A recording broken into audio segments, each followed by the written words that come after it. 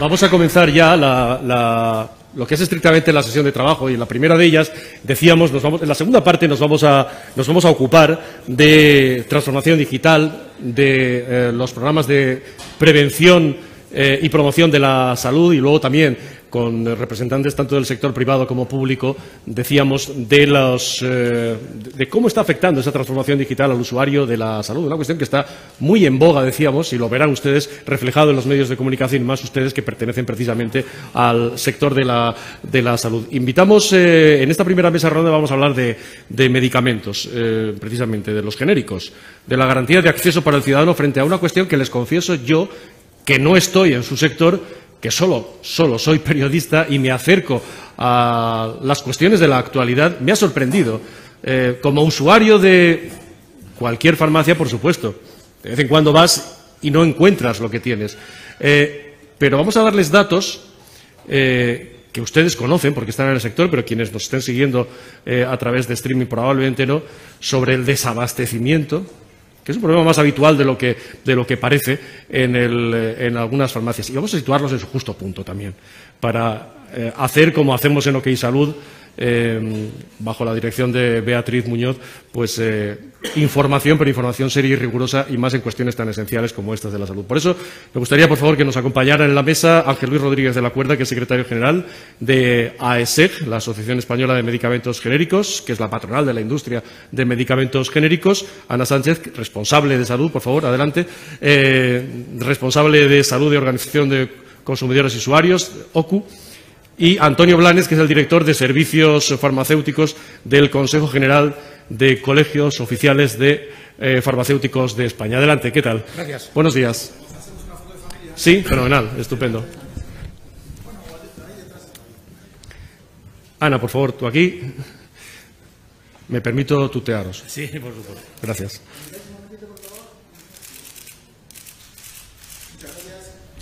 Bueno, decíamos, tomad asiento, por favor. Decíamos, o decía yo concretamente, bueno, lo sorprendente, o cuando me he acercado a esta cuestión, como periodista y no como usuario de la farmacia, de la botica de siempre, los datos que me han llamado la atención, porque, bueno, hemos titulado esta mesa como medicamentos genéricos, garantía de acceso para el ciudadano frente a los desabastecimientos. Hay, ustedes lo saben, porque están en este mundo, pero mucha gente no, hay más del que pensaba. Yo solamente voy a dar unos datos por situar no solo a la audiencia especializada que podemos tener, sino a cualquiera que nos esté viendo a través de la home de OK Diario. El año pasado los datos de 2000 respecto a desabastecimientos, en 2022, fueron peores que los de 2021 y de 2020. Un aumento del 150% de las incidencias, con el caso de 400 presentaciones de fármacos, más de 70 incidencias semanales, con una duración media de 4 o 5 semanas en esos retrasos o cuestiones de desabastecimientos. Tengo entendido, me van corrigiendo si estoy diciendo alguna tontería, ustedes que saben, y yo simplemente soy testigo de esto, afecta a todos los grupos terapéuticos de medicamentos, especialmente a los del sistema nervioso. Siempre hay presentaciones, o en la mayoría de los casos hay presentaciones alternativas. Me llama la atención, para los que hemos sido padres, en mi caso tardío, la amoxicilina pediátrica de tanto uso en algunos casos, ¿no? Bueno, no hay, parece, pero se presentan alternativas, como pueden ser, en casos de desabastecimiento especialmente grave, pues el dar una dosis menor de un adulto al niño, o la posibilidad de que las farmacias pueden hacer la solución adecuada para esta cuestión. El 90% de las faltas de abastecimiento pues se solucionan con otro medicamento, y eso es gracias precisamente a los genéricos. Solamente el 10%, tengo entendido, de medicamentos no tienen alternativa. Estamos hablando de un 10% de 6.000 presentaciones, ¿no? Y sí que nos gustaría que la conclusión de todo esto, más allá de intentar saber las causas, por qué y qué podemos hacer para solucionarlo entre todos, pues lanzar un mensaje de tranquilidad y de responsabilidad, ¿no? Porque esto, efectivamente, y probablemente Ana nos lo contará mejor, genera intranquilidad, en el usuario, ansiedad, no tengo lo mío, y especialmente en una población en España que es una población mayor, ¿no? Primera cuestión,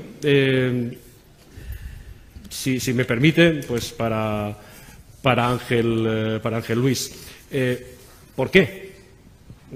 ¿Cuál es la situación actual y por qué hay desabastecimiento? Bueno, pues antes de nada, buenos días a todos. Es un placer para ESEC, en representación de ESEC, representar en este foro, ya por tercer año consecutivo, ¿no? Sí. A OK Salud. Y para tratar un tema, efectivamente, que como bien hacías en la introducción, pues yo creo que está bastante de actualidad, ¿no? Permitidme una previa, es decir, simplemente para reivindicar el valor, el concepto del medicamento genérico, y efectivamente, como bien decías, nosotros somos un sector aquí en España con 20 plantas de fabricación y que suministramos alternativas, lógicamente, a cualquier tipo de tratamiento, bien sea tratamiento agudo o crónico, en cualquier tipo de ámbito, tanto hospitalario como centro de salud, ¿no? Pero es verdad que hay una realidad, y no es en España, sino, digamos, en el entorno europeo y también en nuestro país, en donde la falta de suministro, de desabastecimiento, de alguna forma se ha agudizado, digamos, en los últimos tiempos, ¿no? ¿Cuáles son las causas? Las causas son multifactoriales. Por un lado, tenemos, digamos, razones industriales relacionados con la capacidad de fabricación, que esto no es nuevo. Siempre hemos tenido falta de suministros puntuales, dependiendo de esta capacidad. Depende también muchas veces de ciertos medicamentos que están en manos de pocos fabricantes. El número de fabricantes también es un factor importante. Y en cuanto a industrial. Y después hay otro tipo de factor que son los factores externos. Mirar, por ejemplo, en la pandemia ha sido, digamos, un momento muy crítico donde hemos sufrido, evidentemente, picos de demanda de algunos medicamentos concretos y que realmente pues, se ha agudizado esta situación de falta de suministro sin llegar al extremo del desabastecimiento. Hay una diferencia entre la falta de suministro que es puntual o digamos, o temporal a lo que es el desabastecimiento que sería para siempre, ¿no? Pero, por ejemplo, la pandemia ha sido un factor importante. La guerra de Ucrania, por supuesto que sí. ¿Por qué digo esto? Porque ha afectado en algo que es muy interesante también, que es el tercer factor, que son los factores económicos, ¿no? Y nosotros estamos sufriendo en nuestro sector un impacto en los costes de fabricación bestial, ¿no? Derivados del incremento en la pandemia, pues de las energías, del gas, etcétera. Y además, incluso os diría que ahora mismo también agudizado por la guerra de Ucrania o por un IPC desbocado, ¿no? Fijaros que nosotros estamos terminando ahora un estudio de actualización y hay un factor que, por ejemplo, es relacionado con el incremento en las materias primas y los materiales de acondicionamiento de los medicamentos, en donde hemos sufrido un 47% de crecimiento en el último año, ¿no? Que esto de alguna forma pues nos viene a decir que evidentemente la situación evidentemente es sensible, ¿no? Y en Europa, no es verdad que en España, también hay otra circunstancia, y es, por ejemplo, en países donde hay medidas que le dan la exclusividad de comercialización a una única compañía. Me refiero a la subasta, al tendering o las llamadas también subastas, ¿no? Pues es un factor que en otros países también está afectando, ¿no? En definitiva, razones de fabricación puntuales, razones de externas sobrevenidas.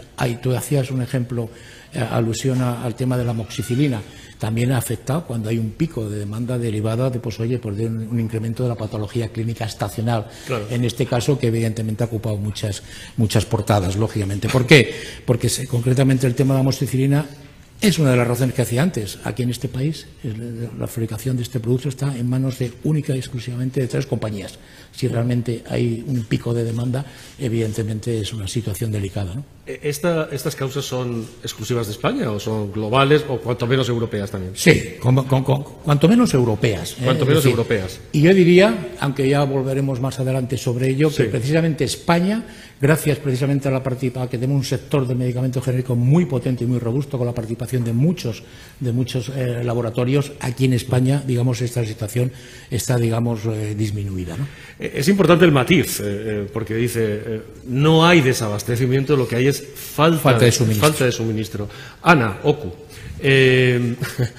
esto en cualquier caso, a la persona que va a la farmacia y busca lo suyo y le dicen, pues no lo tengo, o tengo una alternativa, que yo no sé si también genera una cierta, a lo mejor, en un momento dado, desconfianza, porque somos muy maniáticos y pensamos que tiene que ser eso, ¿no? ¿Ustedes lo notan? o vosotros lo notáis en OCU, eso genera inquietud en el usuario, en el ciudadano. Sí, bueno, desde la Organización de Consumidores y Usuarios, desde la OCU, en el área de salud especialmente trabajamos el tema que como decís, va en incremento, ¿no? En los últimos, del tema de los desabastecimientos y la falta de medicamentos. Voy a la farmacia y no encuentro el medicamento que necesito. Entonces, es verdad que nosotros, como organización de consumidores, tenemos una función de informar sobre realmente las fuentes de información fiables de esa información, de ese desabastecimiento, si realmente es tal o es simplemente una falta temporal. Y luego también difundimos pues las listas que hay oficiales de la Agencia del Medicamento, donde te dicen a lo mejor fecha prevista de reposición del medicamento que está. Es decir, intentamos que nuestros usuarios estén informados y puedan adelantarse a un posible desabastecimiento o preparar una alternativa sin llegar al último día que no tengo medicamento y no tengo inmediatamente algo para sustituir. Entonces, la información es esencial. También analizamos el impacto, lo que me preguntabas, ¿no? El impacto que tiene ese desabastecimiento en el usuario. Claro. Y es verdad que en 2021 publicamos una encuesta en donde el principal impacto es la preocupación, lo que decías tú, ¿no? La ansiedad, la inquietud, que me dice, bueno, me quedo sin medicamento, es un medicamento que tomo todos los días y ¿cuándo lo voy a tener? ¿Cuándo lo voy a recuperar? Esa ansiedad es lo principal, ¿no? Pero luego también hay otros efectos como son los ligados a efectos sobre la salud, ligados a lo mejor confusiones al cambiar un medicamento en la dosificación o errores al tomar el medicamento alternativo.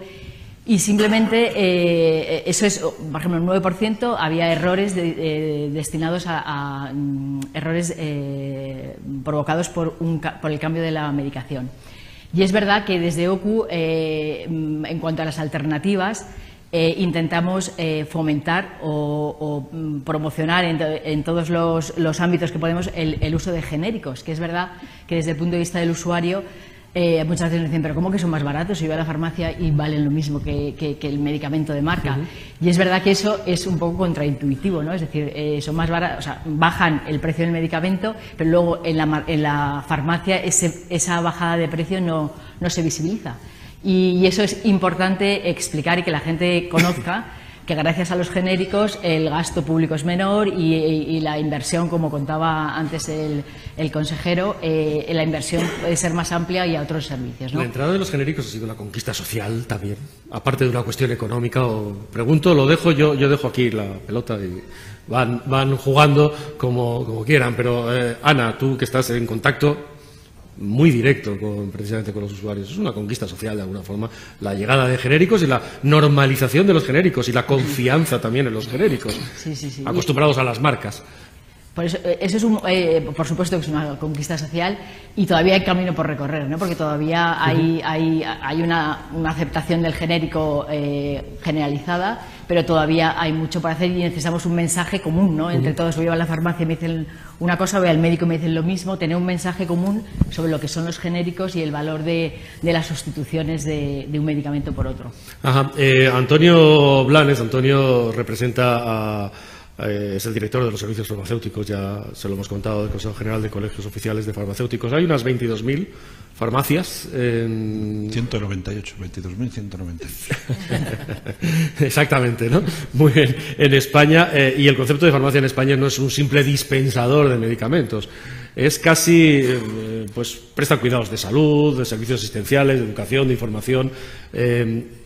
Es casi un confesor, el farmacéutico, de alguna forma, un elemento de proximidad fundamental para el ciudadano, precisamente a la hora de establecer este clima de confianza y de consulta cuando se ve ante la situación de una falta de suministro, voy a decir. ¿Es así? ¿La farmacia es algo próximo? Bueno, lo primero, buenos días y muchas gracias a OK Salud y a OK Diario por esta invitación y por darnos la oportunidad también de ver cómo percibimos, ¿no? Como estás comentando, cómo percibimos el papel al final del farmacéutico en sus diferentes actividades. Lo que tienes es una visión fantástica del impacto que tiene la población, precisamente. Al final es donde lo percibimos, ¿no? Y decimos, bueno, muchas veces decimos que no somos el origen del problema, pero sí que estamos obligados a ser la solución, no parte de la solución, ¿no? Creo que estamos además ubicados perfectamente, ¿no?, en la mesa esta virtual en la que tenemos al paciente en el centro y al final entre todos, bueno, pues los genéricos con toda la aportación que tienen y el farmacéutico, que es quien al final tiene que dar, vamos a decir, la cara, ¿no?, ante el paciente cuando va a por su medicamento, ¿no? Es una parte fundamental para nosotros. Bueno, todas estas incidencias de suministro que están sucediendo y que es verdad que van en incremento en los últimos años con algún bajón, la pandemia ha estado más controlado, pero hemos vuelto otra vez hacia arriba, es algo que nos preocupa enormemente, ya digo, porque es que forma parte de el medicamento es nuestra principal herramienta de trabajo para interlocutar con el paciente, ¿no? De hecho, hace ya prácticamente 10 años, en el 2014, creamos un centro de información de suministro de medicamentos en el que hay unas 9.500 farmacias, prácticamente la mitad de las farmacias del país, en las que en un sistema de información constante, reportando todas aquellas faltas de medicamentos en concreto que se pueden producir, ¿no? Porque ya no es la información oficial o lo que pueda traslucir, a veces como casos de estos de la amoxicilina que han sido muy mediáticos, sino que lo que detecta la farmacia es la realidad absoluta. Eso sí que es una foto real, esa presentación está o no está, ¿no? Y eso, bueno, nos está dando un gran volumen de información, ¿no?, para poder valorar lo que está sucediendo, para poder trabajar conjuntamente con la propia administración para buscar soluciones, ¿no?, que al final es lo que todos vamos a buscar. Evidentemente el paciente se ve afectado, evidentemente esto nos preocupa como profesionales sanitarios porque, bueno, pues tiene implicaciones a nivel de no solamente ya de la ansiedad que le genera al paciente, que por supuesto que va peregrinando por las farmacias, ¿no?, sino por la pérdida que podemos tener de adherencia terapéutica, que es ya una cuestión de salud y que eso nos preocupa enormemente, ¿no? Por eso hemos puesto herramientas, estamos trabajando en ello y siempre de la mano del paciente y de parte de las soluciones, que como puede ser en este caso los genéricos, ¿no? Ángel Luis, la industria de genéricos en España está en la vanguardia. Sí. Está en la vanguardia. Decías, hablabas de 20 fábricas en España. Sí, la verdad es que actualmente, después de 25 años que llevamos ya los medicamentos genéricos en este país, ahora mismo contamos con 20 plantas de fabricación. Somos, digamos, de los países líderes en Europa junto con Italia. Somos un sector que damos empleo a 40.000 personas, entre directos e indirectos. Invertimos el 27% de nuestros beneficios en innovación y desarrollo. Muchas veces nos preguntan, ¿innovación y desarrollo? Claro, date cuenta que un genérico sale al mercado cuando la patente de la marca termina. Claro, después de una exclusividad de comercialización de 10 años, y en esos 10 años hay muchos avances tecnológicos que nosotros incorporamos. Incorporar a la nueva versión del genérico. E incorporamos a la nueva versión del genérico, lo cual tiene un valor añadido sobre el producto anterior. El 70% de los genéricos se fabrican en España. Los que tenemos en España se fabrican en España. Efectivamente, 7 de cada 10 genéricos se fabrican en España. Eso es una magnífica contribución. Sí, la verdad que sí. Nosotros, en términos de PIB, somos un sector muy contributivo, ya te digo, en empleo, en exportaciones. Exportamos el 30%, fundamentalmente a países del entorno europeo, en innovación y desarrollo y, lógicamente, en estos términos, ¿no? Y la verdad que sí. Y yo terminaría simplemente con un tema que comentabas antes. Nosotros, ¿qué aporta realmente el genérico? Después de estos 25 años, dos factores. Somos un regulador del precio en el mercado. Gracias al genérico producimos un ahorro al sistema de unos 1.000 millones de euros al año, evidentemente, y somos una red de seguridad que facilitamos los tratamientos, como decíamos antes, incluso en situaciones muy delicadas, como ha sido y lo hemos demostrado la pandemia. Permíteme solamente un dato. ¿Sí? Fíjate, de todos los medicamentos esenciales que declaró la Agencia Española en la pandemia, el 70% tenían genéricos. Y además el 68% son precios de 3 euros o menos de 3 euros, con lo cual somos parte de la solución, además muy costo eficiente. Y decías un factor que decíamos conquista social. Evidentemente, después de 25 años, simplemente porque hemos contribuido a mejorar muchísimo el acceso. Un ejemplo. Fíjate, hace 25 años, un omeprazol de 20 miligramos por 14 cápsulas costaba 36 euros. Hoy en día es 1,20. Eso se ha traducido en que millones de pacientes pueden tener acceso a tratamientos que antes eran restrictivos. Yo lo dejaré ahí. Realmente son los dos grandes valores, contribución a la sostenibilidad del sistema a través de un ahorro, que nosotros además, fíjate, Nosotros creemos que ese ahorro que produce, que actuamos como vasos comunicantes con los innovadores. Somos defensores de innovadores, como puede ser de otra forma, pero entendemos que cuando termina la patente es el momento de los genéricos. Y estos 1.000 millones de euros de ahorro, decíamos, oiga, que revierta como vasos comunicantes para financiar otras áreas de la sanidad, incluido, oye, la innovación, la financiación de nuevos innovadores, ¿no? Y ese es el valor del genérico que yo te resumiría en definitiva. Esta cuestión del precio, y enseguida avanzamos, pero por curiosidad, ¿el precio está regulado en España? Sí. Está regulado. Y la pregunta la dejo aquí, en general, a lo que representáis cada uno, ¿no? Está regulado, y luego se la preguntaré por eso, también al presidente de Cofares, por cierto. ¿Debería desregularse de alguna forma? Ha llegado la crisis, la guerra de Ucrania, todo esto que hemos hablado, ¿no? Y los aumentos de costes, pues son evidentes, lo habéis comentado, lo has comentado tú. Esta cuestión del precio debería revisarse, pregunto. No sé en qué punto, al alza, a la baja, me imagino que para los consumidores no lo sé, para los farmacéuticos, para los fabricantes. Ana. Bueno, desde nuestro punto de vista, está bien que esté regulado el precio del medicamento porque consideramos que no es un producto como otro producto del mercado. Sí. Y está bien que esté regulado, pero lo que sí que pedimos es mayor transparencia en cuanto a esa regulación, ¿no? a esos precios del medicamento, porque tiene ese precio. Exigimos esa transparencia que en muchos casos no se da sobre los costes de esa investigación, de lo que es elaborar un medicamento, que son altísimos, pero que fueran más transparentes, que se conociera más la inversión pública, la inversión privada, y que sobre eso se elaborara de forma transparente el precio del medicamento de forma regulada. Una cuestión, ¿haría falta más? Porque decía, claro, 20 fábricas en España y ese 70% que nacen aquí, en las fábricas españolas. ¿Hay posibilidad de crecer en ese aspecto? Me parece un dato muy llamativo, muy bueno. Sí.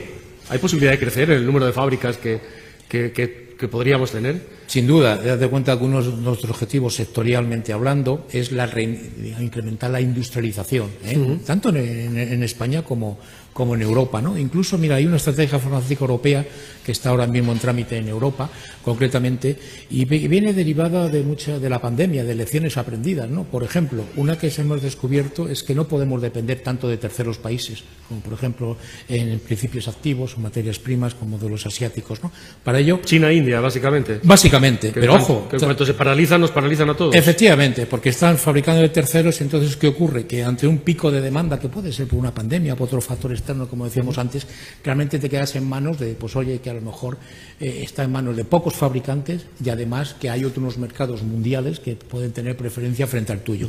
Frente a eso, ¿qué se propone en Europa y lógicamente también en España?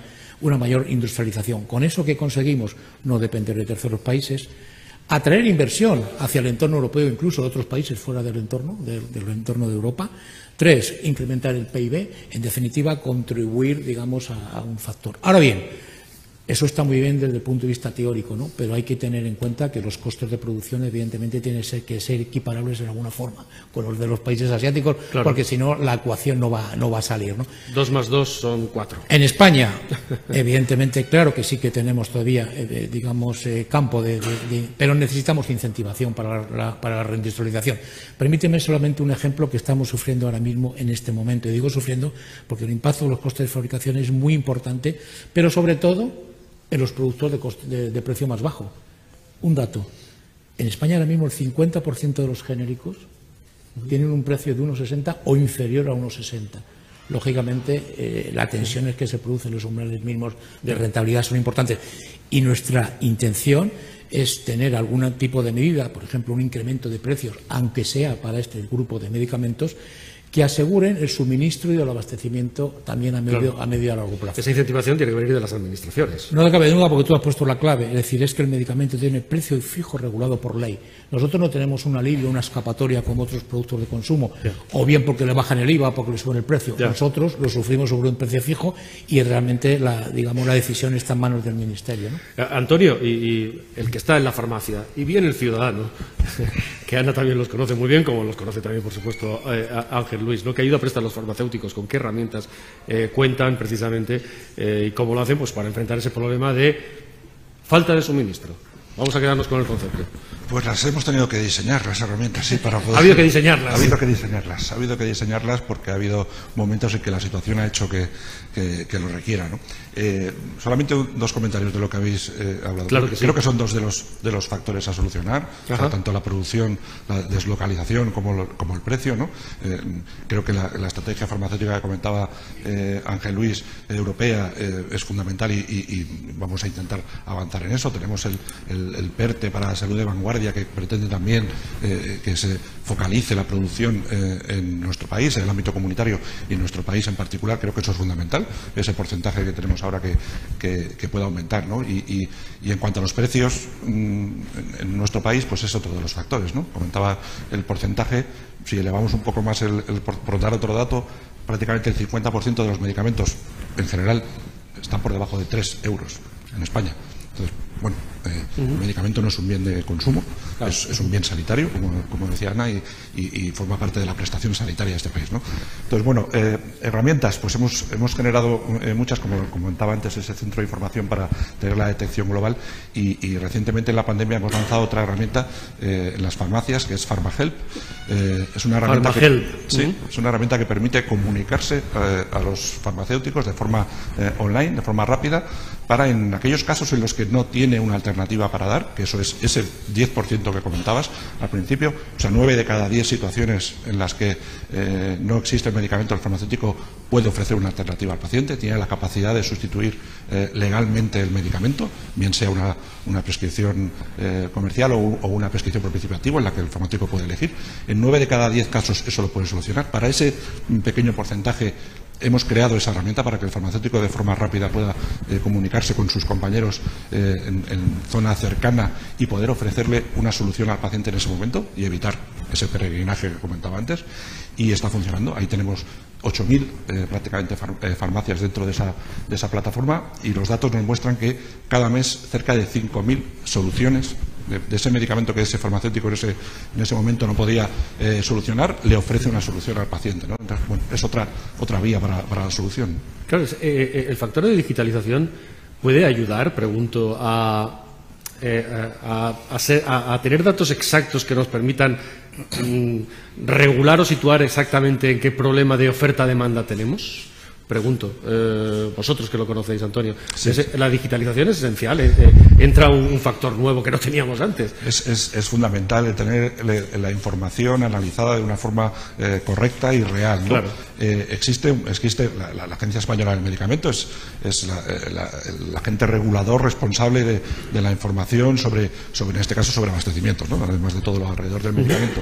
Existe una información pública que podemos consultar en el Centro de Información del Medicamento de la agencia. Encima, nosotros, cuando analizamos la información que nosotros recogemos en la farmacia real, lo que trabajamos con distribución y con lo que llega a la farmacia realmente, el 60% de las incidencias de suministro que se detectan no figuran en esa información oficial en ese momento, ¿no? Es decir, son incidencias más puntuales que suceden en la vida real, ¿no? Y que pueden tener una pequeña duración. Todo eso, toda esa información, toda esa digitalización es fundamental, tanto para la detección como para la solución, con esa comunicación entre farmacias, por ejemplo, ¿no? La digitalización nos ofrece pues muchas soluciones que tenemos que aprovechar. Asentís los dos, Ana, tú asientes también, dices, eso es fundamental, introducir ya esa herramienta que nos da una fotografía exacta, ¿no?, del problema. Incluso yo diría más, es decir, esta herramienta que ahora está de comunicación entre las farmacias, que pudiera ser accesible también para el usuario. Es decir, yo tengo un medicamento que no encuentro, ¿dónde lo puedo encontrar? Claro. Que pudiera ser, que bueno, sea otra. De momento es una herramienta de comunicación entre farmacias. Entre farmacias. Pero ¿por qué no esa información hacerla accesible también para el usuario? Para que conociera dónde está ese medicamento que tiene problemas de suministro. Ana, vosotros hacéis mucho hincapié por vuestra labor, decías hace un momento, en la transparencia, ¿no? Que es fundamental, en la información adecuada. Vosotros habéis pedido a las autoridades, además, bueno, pues que expliquen exactamente cuáles son las causas de los problemas de desabastecimiento, de falta de suministro que pueda haber. Incluso solicitáis políticas más duras en ocasiones de sanciones, ¿no? ¿Qué respuesta tenéis a todas vuestras peticiones en este campo a la Administración, por parte de la Administración, y luego qué papel juega, que es de lo que estamos hablando, los genéricos, en definitiva, en esta problemática? Bueno, sí, como organización de consumidores sí que tenemos esta vertiente reivindicativa de la parte de la visión del paciente y de los derechos del paciente frente, en este caso, del suministro de medicamentos. Y sí que tenemos una labor activa frente a las administraciones, ya sean locales, autonómicas o nacionales, como europeas. Trabajamos en coordinación con la Organización Europea de Consumidores y también a través de ellos hacemos llegar nuestras reivindicaciones pues en toda la política legislativa farmacéutica que hay ahora en Europa. Y básicamente, en el caso de desabastecimiento, lo que pedimos es, y hemos pedido, de hecho, al Ministerio unas sanciones en el caso de desabastecimios de medicamentos críticos sin unas causas claramente identificadas, porque es verdad que en la base de datos de desabastecimientos hay las causas, o sea, hay un espacio para causa del desabastecimiento, pero en muchísimos casos no se indica nada, está en blanco. Entonces, está en blanco, suele estar en blanco. No, bueno, hay veces que sí que se indica, y hay veces que no. Entonces, lo que sí que pedimos es que se informe sobre la causa de ese desabastecimiento que está provocando un problema para el usuario, y luego, en caso de retiradas voluntarias sin justificación, pedimos sanciones ejemplarizantes por ese problema y esa falta de suministro a los medicamentos, que al final es una garantía, es un derecho del paciente tener acceso a los medicamentos. Pedimos esas sanciones y también básicamente eso, ¿no? Respecto a la... Es verdad que decía, por ejemplo, decía Ángel Luis, el sector privado, si me permite la expresión, va como un tiro en España, y somos líderes mundiales, y además hay margen para crecer, decías. ¿Faltan estrategias también, o reclamáis desde OCU estrategias públicas a la hora también precisamente de producir medicamentos?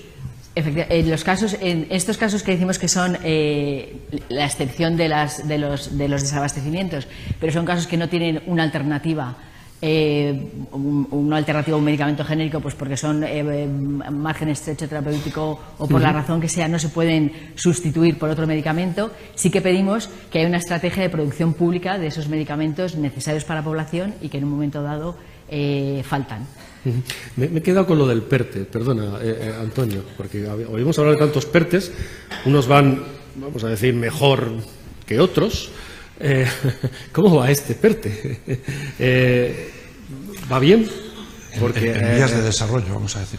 ¿Perdón? En vías de desarrollo. En vías de desarrollo también. A ver, lo que lo he citado porque uno de los objetivos es tener un poco esa soberanía estratégica nacional en estos ámbitos, ¿no? Y es algo importante, ¿no? Son posibles soluciones. Este es uno de los factores que creemos que se debe avanzar en la fabricación local. Cuando hablamos del caso de la amoxicilina, que uno puede pensar como paciente, como población, bueno, pues es ¿qué estará pasando en estos meses aquí en España que no puedo conseguir? Bueno, esa amoxicilina tampoco estaba en Estados Unidos. O sea, de esto tampoco está en Estados Unidos. De esto estábamos hablando. O sea, de esto estamos hablando, claro. Por situarnos exactamente, ¿no? Entonces no son problemas locales, son problemas globales que tenemos que solucionar ahí. ¿Y el PERTE va en vías de desarrollo? Yo te diría que el PERTE es un proyecto en el que nosotros, como industria farmacéutica en general, teníamos bastante confianza al principio. Al final, la verdad es que la gran inversión ha ido destinada al sector público, quedando un capítulo bastante reducido para incentivar la inversión privada. Ahora bien, también tengo que decir que ahora mismo estamos trabajando con confianza en el Plan Estratégico de Industria Farmacéutica que se ha puesto recientemente en marcha para tratar única y exclusivamente medidas de desarrollo y de incentivación para nuestro sector. Ahí trabajamos concretamente Farmaindustria, AESEG, Biosin, incluso AFAQui, la Asociación de Materias Primas, junto con el Ministerio de Sanidad, Ministerio de Industria, Ministerio de Ciencia e Innovación. La idea es elaborar un documento consenso en un tiempo récord, de aquí a junio, porque evidentemente ese documento valdrá también para el presidente de Gobierno, para el presidente Sánchez, para acompañar, coincidiendo con su presidencia, en el segundo semestre en el Consejo Europeo, ¿no? Claro, pues me lo has puesto como precisamente, porque habéis hablado del PERTE, habéis hablado de soberanía, un concepto que en el marco de la Unión Europea tiene sus matizaciones, incluso cuando hablas excesivamente al hilo de los problemas que en este sector y en otros hemos sufrido a raíz sobre todo de la pandemia, ¿no? Esto de los problemas energéticos, esto de la soberanía energética, la soberanía en farmacia, la soberanía en medicamentos o la soberanía en... Pero estamos en Europa. Europa colabora, hay una estrategia común, hay colaboración o, como en otros ámbitos de la política europea, esto ha sido o es un sálvese quien pueda. No, realmente, por ser muy breve, realmente está la estrategia farmacéutica europea que se está desarrollando ya desde el año 2020 y es verdad que ha venido originada por la pandemia, es decir, oiga, hay que hacer algo, evidentemente nos ha pedido a todos y hay un espíritu de caminar todos los países del entorno en la misma dirección. Yo te resumiría rápidamente en 4 pilares, ¿no? Uno, en la reindustrialización, que evidentemente es parte de la solución también para solucionar esta falta de suministro puntuales que pueda haber, incluso el desabastecimiento. 2, también lo has apuntado antes, es decir, desde el punto de vista regulatorio, evidentemente, hay que utilizar las tecnologías nuevas de IT, y que todos los bases de datos se puedan compartir con los distintos países para hacer cada vez normativas más flexibles y más rápidas. Y tercero, hay un punto muy importante, sobre todo desde el punto de vista de los medicamentos genéricos, donde somos parte de la solución. Es que se apuesta por asegurar la sostenibilidad del sistema y, sobre todo, asegurar esos productos esenciales o críticos, como decía Ana, que son fundamentales para la población. Hay que hacer medidas concretas para asegurar que esos medicamentos no falten nunca. No vamos a entrar aquí en tecnicismo, pero hay que hacer medidas alternativas para, primero, hay que incrementar el precio, está claro, para este grupo de medicamentos, como decía antes, fíjate, por debajo de unos 60 al 50% de los genéricos. Es fundamental para asegurar el suministro y hay que hacer medidas de reindustrialización para asegurar los medicamentos esenciales, ¿no? El nuevo ministro es farmacéutico. Sí, señor. Bueno, no sé, es licenciado en farmacia y además con buenas notas, ¿no? Un doctor en farmacia. Dígame, ¿esto va a facilitarles las cosas? ¿Es necesario tener perfiles especializados en ese ministerio? Que sean doctores en medicina, en farmacia, no sé si en filosofía es necesario o no. A veces se sienten ustedes en el sector, porque esto lo hemos hablado a veces también, ¿no? ¿Por qué alguien que no es del sector filósofo entra en un ministerio como el de Sanidad, más allá de que tenga muchas o pocas competencias? ¿Va a ayudar esto, el nuevo ministro, el tiempo que le quede? Bueno, es una pregunta complicada. El deseo es que sí. Desde luego, para nosotros lo que es un honor. Claro, es la primera vez que un farmacéutico ocupa tal cargo, con lo cual no puede ser más que un honor para la profesión, ¿no? Por apuntar alguna, porque, bueno, Ángel Luis empezaba a enumerar soluciones, ¿no? Exacto. Y yo creo que estamos en ese punto ya de buscar soluciones. Yo creo que por seguir abundando en algunas que son parte de las soluciones, son las que he apuntado. El consejero en su discurso ha dado una de las soluciones que nosotros también vemos como posible para evitar todo esto, que es que en los sistemas de prescripción, y así lo ha dicho que está implementado en la Comunidad de Madrid, se evite prescribir medicamentos de los que se tiene conciencia que hay una incidencia de suministro. Esto evitaría muchos problemas al paciente, pero hay que dar vueltas, porque si todo lo que se prescribe tenemos la constancia de que está comercializado, evitamos todo ese ruido, ¿no? Esa es una solución que seguro que ayuda y está ayudando. Otra solución es, ya como profesión, como farmacia, el ampliar un poco la capacidad del farmacéutico en esas situaciones en las que no se encuentra una alternativa. Es lo que ha sucedido con el caso de la amoxicilina. Ahí se ha habilitado, digamos, una dispensación excepcional, un permiso para que el farmacéutico pueda sustituir una forma farmacéutica por otra. Bueno, parece que esa es una vía también bastante lógica, el que si lo que no hay son comprimidos en una dosis en concreto, el farmacéutico pueda, por ejemplo, dispensar unas cápsulas. El experto en el medicamento es el farmacéutico, y con su conocimiento puede llegar a solucionar esos problemas, ¿no? Bueno, es un matiz legal que le impide hacer ciertas sustituciones y que esa mayor flexibilidad con el marco adecuado pues también seguro que colaboraría, y así está siendo en el caso de la amoxicilina, a paliar esas incidencias, ¿no? Por aportar algunas soluciones más a todo este problema, ¿no? Tengo entendido, son datos europeos, no estrictamente españoles, pero que las farmacias, los despachos dedican una media de 7 horas semanales a gestionar este asunto, a gestionar cómo buscar una alternativa así es. Paciente, al usuario. Lo hemos documentado a través de la PGU, que es la Organización Farmacéutica a nivel europeo, registrando el tiempo que dedicamos en las farmacias a intentar buscar esa alternativa, y sí, cerca de 7 horas semanales. Diferentes medidas, puede ser localizar el medicamento, solicitar el medicamento, consultar a nuestros compañeros si lo tienen. Eso al final es ya decía al principio que forma parte de nuestro trabajo diario, y ya ocupa una parte importante el intentar ofrecerle al paciente siempre un medicamento que se pueda llevar, ¿no? Los genéricos han facilitado mucho, decíamos, como conquista social, cuestiones de precio, pero a los farmacéuticos, para los farmacéuticos, los genéricos serán esenciales y fundamentales a la hora de gestionar esto, de resolver este problema, ¿no? Sí, qué duda cabe. Decía antes, ya más de 25 años llevamos con los genéricos, ¿no?, en nuestras vidas, y bueno, desde el principio ha sido fue una innovación muy importante en la farmacia, y que duda cabe que ha contribuido a que estas situaciones históricamente se haya podido solucionar, ¿no? Ante una prescripción por principio activo, que el farmacéutico puede elegir la presentación, pues ese florecimiento de los genéricos nos ha ayudado mucho a poder dispensar el medicamento al paciente, ¿no? Y hemos trabajado en ello, ¿no?, de forma activa en el papel de los genéricos, ¿no? Ha habido que educar, si me permites, a los pacientes en lo que es pues un genérico, en lo que es el principio activo. Bueno, para nosotros es verdad que hoy en día muchos pacientes van a la farmacia, lo que piden es el principio activo, ¿no? Era algo inaudito hace 15 años.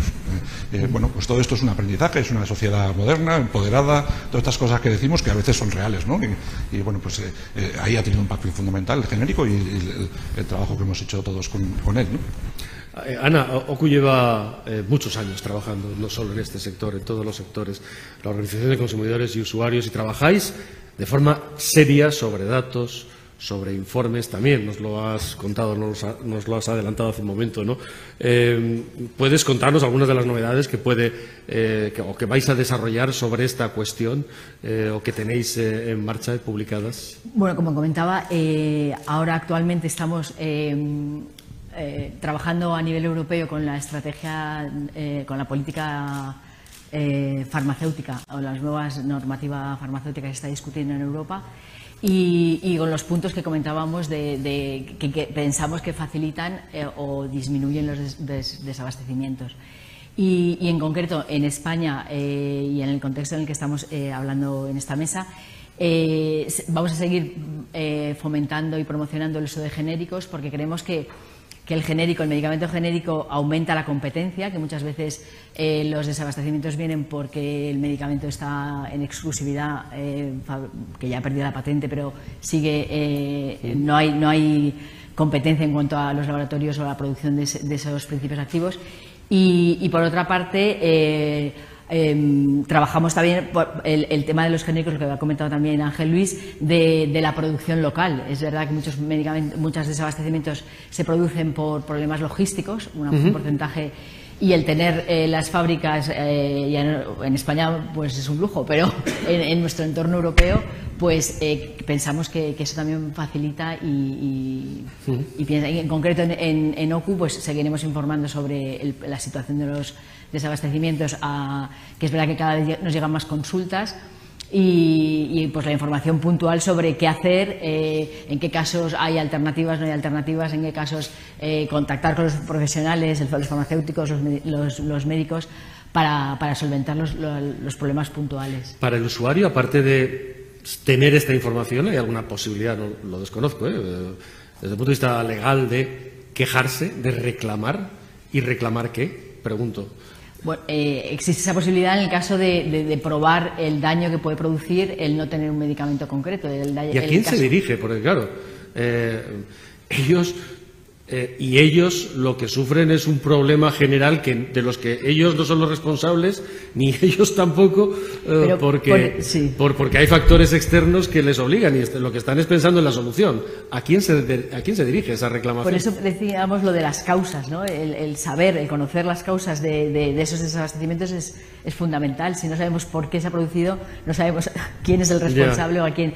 Pero bueno, sí que existen medidas para reclamar el daño que pueda producir en el usuario, estos casos que no existen alternativas y que hay o el propio retraso en tiempo a la hora de conseguir una alternativa. Es una presión añadida para sus trabajos, ¿no?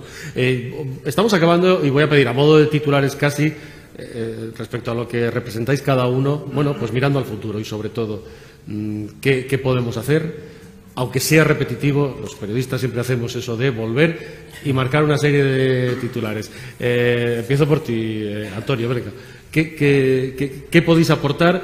¿Qué hace falta? Que los PERTE sean más activos, que la Administración espabile un poco, a ver si el ministro farmacéutico el tiempo que le quede, pues... Bien, a ver, bueno, así a modo de resumen, a ver, es un problema que nos preocupa mucho. Creemos que es un problema importante. Creemos que con la actuación de todos se solventa en su mayor parte. Por lo tanto, también, como se comentaba al principio, no es que estemos en una situación de emergencia, ni muchísimo menos. Esto es una situación que los diferentes agentes de la cadena, ¿no? desde la propia industria, la distribución, la farmacia, hacemos muchas cosas todos para que eso se solvente. Por lo tanto, también ese mensaje tranquilizador, ¿no?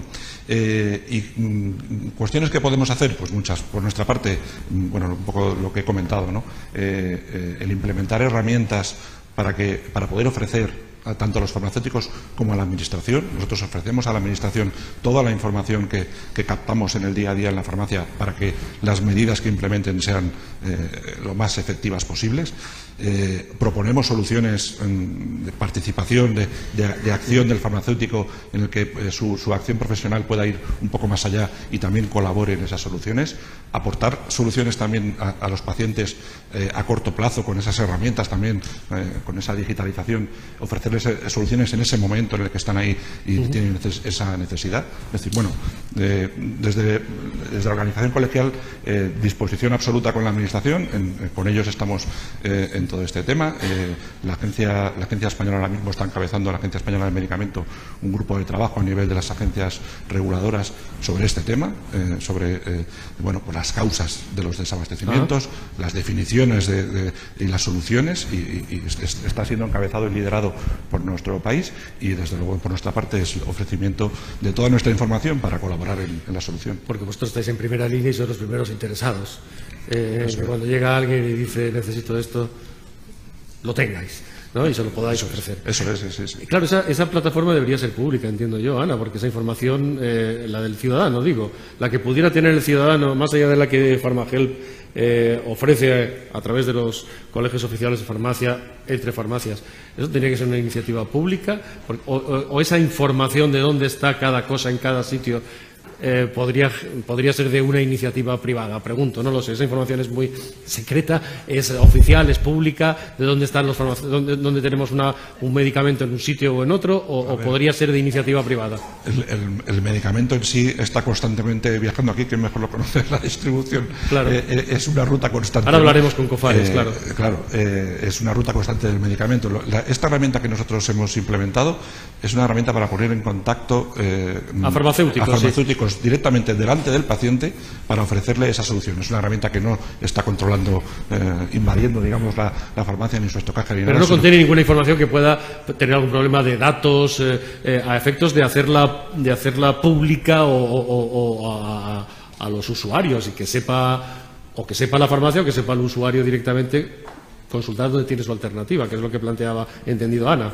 Sí, a ver, eso es una herramienta con unas características muy peculiares, muy particulares, muy avanzadas. Es decir, al final se trata de tener de la información que tiene ese farmacéutico. Quien mejor la va a saber en el momento es ese farmacéutico personalmente, porque a lo mejor tú puedes tener, es que eso tampoco es, tú puedes tener un medicamento en concreto en tu stock, ¿no? Vamos a decir, en la farmacia. Pero ese medicamento puede estar, pues puede ser un medicamento oncológico que tienes para un paciente que viene constantemente a recogerlo periódicamente porque es su tratamiento, ¿no? Entonces, que tengas ese medicamento no quiere decir que ese medicamento esté disponible para alguien que puntualmente, ¿no? Entonces, por eso la decisión es del profesional, es decir, el decir tengo este medicamento disponible o no va a ser, o debe ser, entendemos, siempre del profesional, no de algo automatizado. Ana, ¿es correcto, entonces, o es un eufemismo esto de falta de suministro frente a desabastecimiento? Podemos hablar de falta de suministro, es más preciso a efectos de una información correcta que no genere alarma, porque decía Ángel Luis, el desabastecimiento es que no haya, que no lo encuentres. Aunque los periodistas simplificamos siempre, ya saben ustedes, y hablamos de desabastecimiento de una forma muy natural. Sí, no toda la falta de suministro es un desabastecimiento. De hecho, esta encuesta que comentaba que publicamos en 2021, en los 2 últimos años el 40% de la gente contestaba que había tenido un problema de no encontrar el medicamento en las 24 horas. En 24 horas. En 24 horas. No quiere decir, no eso de venga esta tarde y se lo tenemos aquí, 24 horas. ¿Eso es un desabastecimiento? Pues si lo tiene al día siguiente probablemente no es un desabastecimiento. Claro. Pero bueno, es verdad que no es lo mismo falta de suministro que desabastecimiento. Es más correcto hablar de falta de suministro. Sí, cuando vas a la farmacia y no hay, es una falta de suministro. Claro. Si eso ya es que no va a haber en un tiempo concreto y hay una causa que justifica que a lo mejor durante meses va a estar ese medicamento ausente, pues ya eso es un desabastecimiento. Entonces, enseguida acabo contigo, Ángel Luis, sobre qué hacemos, o resumen de cosas, pero desde OCU, lo más urgente, lo más importante, o qué cosas planteáis como solución ante este reto. Bueno, en primer lugar, sí que queremos poner sobre la mesa el impacto que tiene en los usuarios de esas faltas de suministro, que aunque no llegue a ser desabastecimiento, ¿no? Pero es verdad que hemos hablado de algunos problemas para la salud en cuanto a cambios de medicación, pero también hay trastornos o problemas de ir de farmacia en farmacia buscando un medicamento o ir, por eso comentábamos lo de una mayor transparencia sobre dónde están los medicamentos que hay problemáticos, ¿no? Pero consideramos eso, ¿no? que la mayor transparencia en cuanto a dónde están los medicamentos es algo necesario, y desde OCU intentamos lo que nos llega, lo que recibimos de los usuarios, elevarlo a las administraciones. Lo que sería más urgente es dar a conocer ese impacto de los medicamentos en la población, no simplemente puramente sanitario, sino en el impacto social de la falta de medicamentos. Y reconocéis, como hacen los propios farmacéuticos, desde el punto de vista del usuario, el papel esencial que han jugado los genéricos. Los genéricos han jugado y tienen que seguir siguen jugando claro. Y deben seguir jugando. Sí. ¿Más papel todavía en este mercado o qué? Más papel en el sentido de reconocimiento social del valor del genérico, como decía. Una vez está en el mercado es como, pero bueno, si el genérico vale lo mismo, cuando no existe una concienciación social, existe y está en crecimiento, pero sería mayor reconocimiento hacia el valor social del medicamento genérico en cuanto a los ahorros en financiación pública y a una mayor capacitación para financiar otros tratamientos. Y que cura igual. Quiero decir, cura igual, por supuesto. Exactamente, que es lo fundamental, en definitiva, que a veces necesitamos esos mensajes tan sencillos para que generen confianza frente a esa especie de, no sé si llamarlo, marquismo por marca, que en ocasiones sufrimos en España. Ángel Luis, por acabar contigo, si te parece. Yo he tomado notas, y si me permiten, y me vais corrigiendo los tres. Cosas que se pueden hacer, pues incentivar la fabricación, hay margen para la privada y se puede también, o piden los usuarios hacerla en lo público también, si es posible, a ver si el PERTE, que lo han utilizado más para lo público que para lo privado, pues sirve para esto, ¿no? Incentivar, por tanto, la fabricación, la soberanía que decíamos española. ¿Más flexibilidad regulatoria? Pregunto. Seguro, sin duda, eso va a ser un gran avance a nivel europeo y también se beneficiará a España porque se está trabajando en ello, ¿no? Y además, en el tema de la industrialización, que evidentemente, una vez que hemos analizado las causas, ¿no? Sí. Digamos, multifactoriales del desabastecimiento, que yo creo que más o menos podemos estar todos de acuerdo, es verdad que la industrialización es importante, pero además vamos a focalizarnos sobre todo en esos medicamentos esenciales o críticos, o llamémoslo como queramos, pero que no nos vuelva a ocurrir que tengamos falta de suministro de esos medicamentos que son fundamentales para el ciudadano, ¿no? El otro punto de mejora también lo hemos apuntado. Es decir, aparte de la industria, en nuestro caso es el precio. Es decir, como tenemos precios fijos y regulados, necesitamos medidas que de alguna forma supongan un incremento de precio, al menos para ese grupo de medicamentos, pues por debajo de unos 60, que nos aseguren también la fabricación y el suministro a medio y a largo plazo, ¿no? Y yo terminaría simplemente evidentemente con un mensaje, es decir, efectivamente, no estamos hablando ni mucho menos de alarma social, pero es un tema que es de actualidad, que nos ocupa y nos preocupa, y nosotros, al menos desde la patronal de genéricos y Medicine for Europe, que es nuestra homóloga a nivel europeo, trabajaremos básicamente en estas dos líneas, que son las líneas que nos hemos marcado en el plan estratégico de industria farmacéutica. Digamos, este plan estratégico está en tres líneas. Uno que se llama acceso y sostenibilidad, eso te indica que es importantísimo asegurar el suministro de estos medicamentos esenciales, y si hay otro grupo que es el industrial, pues está claro que nos preocupa a todo el sector, ¿no? Incorporar la digitalización, hemos dicho también, esa colaboración europea en un mercado que cada vez es más competitivo, o debería serlo también, cada vez más competitivo. Yo, por acabar, claro, ¿qué pasó con la pandemia? La pandemia lo que de repente nos supuso es un bofetón de realidad, de cuestiones que a lo mejor en este y en otros sectores, gente con visión decía, oye, cuidado, porque las cuestiones de dependencia energética, de dependencia de materias primas, las que han supuesto después de pura logística, de suministro, de depender hasta de si me permite la expresión, no es el caso del sector, pero de un tornillo. Y si no, ese tornillo no existe y no viene de China, es imposible que aquí se produzca en distintas fábricas en Europa, etcétera, etcétera. Y a efectos de esto, te pregunto, Ángel Luis, porque leía a Mar Fábregas, a la presidenta de AESEG. Correcto. Hablaba el otro día de algo así como adelantarse al futuro, la necesidad de adelantarse al futuro, de ir por delante, de que no nos vuelva a pasar. Siempre es fundamental. Es decir, yo creo que la lección aprendida de la pandemia ha sido esa. Es decir, que cualquier factor externo, sea pandemia, sea una guerra, sea cualquier situación, evidentemente nos prepare, sobre todo nos pille prevenidos en lo fundamental. Lo fundamental ahora mismo, ya te digo, son ese grupo de medicamentos esenciales, críticos, que son necesarios para los tratamientos del ciudadano. Eso yo creo que independientemente de los objetivos que podamos tener a medio y largo plazo, los países, hablo en general, se tienen que asegurar ese suministro y fundamentalmente no depender tanto de terceros países. Es otra lección aprendida. Es decir, tenemos que pensar más en el concepto Europa y ser autosuficientes, porque es verdad que estamos perdiendo gas frente a Estados Unidos o incluso países asiáticos en este sentido, y es fundamental, ya que somos un club, evidentemente, que nos beneficiemos de las ventajas de ser miembros de este club, ¿no? Pues nos quedamos y esa ha sido la idea y el propósito de esta mesa, con esa idea de adelantarse al futuro para que no nos vuelva a pasar, que decía Mar Fábregas. Os agradezco muchísimo vuestras aportaciones y os agradezco muchísimo. Y yo creo que cualquiera que nos esté viendo a través de OK Diario, de su home y de redes sociales en directo en streaming, el trabajo, decíamos antes, consejero Escudero, Ruiz Escudero, el trabajo que habéis hecho durante estos años tan difíciles, porque siempre estabais ahí y siempre había una crucecita verde encendida en algún punto cercano a nuestra casa.